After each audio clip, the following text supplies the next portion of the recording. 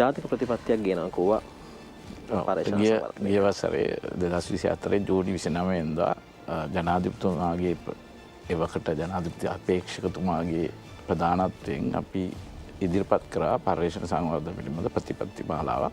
ඒක අර විජය බණ්ඩාර මහත්මයා කිව්වා වගේම ලස්සන පොහොසත් රටක් ලස්සන ජීවිතයක් කියන රාජ්‍යීය ප්‍රතිපත්ති මාලාව ඇතුළේ තියෙනවා මේ පර්යේෂණ සංවර්ධන කොහොමද ආර්ථිකයට දායකත්වයක් ලබා දෙන්නේ කියන එක.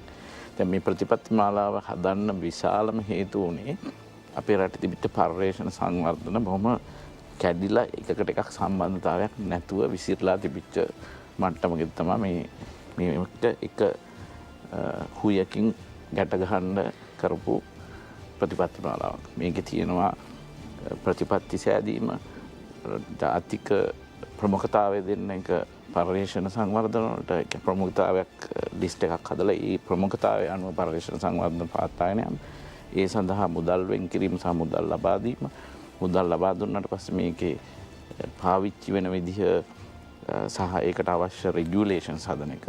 ඊට පස්සේ වාණිජකරණය කියන වචනේ ටිකක් පුල්ලුල්ලට මෙතන හිතනවා. මොකද ඒක සල්ලි හම්බ කිරීමටම වඩා සමාජීය ආර්ථික සහ පාරිසරික ධනාත්මක බලපෑමක් ඇති කරන එක තමයි එතන බලාපොරොත්තු.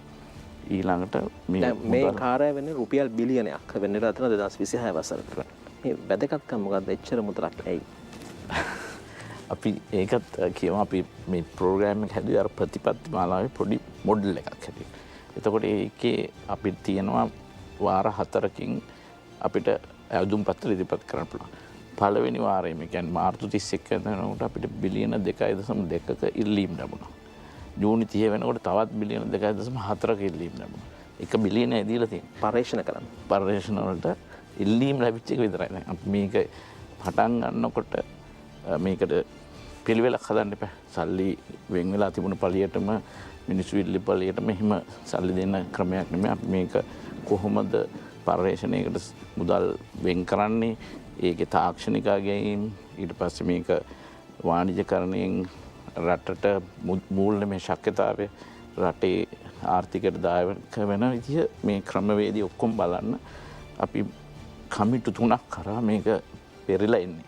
එතකොට අර මුලින්ම ඉල්ලපු බිලියන 2.2 මිලියන 400කට විතර දැන් අඩු වෙලා තියෙන්නේ. ඒක බොහොම කෙටි කාලයක් ඇතුළත පළවෙනි කාර්තුවේ ඉල්ලපු ඒවට අපි මුදල් ලබා දෙන්න බලාපොරොත්තු වෙනවා. හැබැයි ඒක අර සියලුම දේවල් හොයලා අපෙන් වෙන් වෙලා, කියන්නේ අපි බලපෑමකින් තොරව මේක අගයීමට ලක් වෙලා තියෙනවා. ඉතින් ඒ ක්‍රමවේදය හරහා එතකොට අපිට කිසිම මේකට අපි දන්න කෙනෙක් ආවත් ඒ මනුස්සයාට සල්ලි දෙන්න විදිහක් නැහැ. ඒ ක්‍රමවේදය හදන්න අපිට පොඩ්ඩක් කල් ගියා. නමුත් අපි දැන් ඊටු ටික පහුවෙච්ච ටික අල්ලගන්න අපි ඉක්මනින් වැඩ කරගෙන යනවා. අනිත් බොහොම කුඩා කාර්ය මණ්ඩලයක් ඉන්නේ. ඔබතුමා දන්නවා මහාචාර්ය ගෝමිගොඩ මුසූරි මහත්මයා මේකේ ආරම්භයේ ඉඳලා කොටස්කාරයෙක්ලා හිටියා. එතුමා එක්ක දිනපතා අපි බොහොම සම්බන්ධ වෙලා මේ දැන් වෙලාවට මේ නැගෙන ප්‍රශ්න තමයි සමාජය තුන එතුමා ලංකාවේ නැහැ. කොහොමද මේක කරන්නේ කියන එක.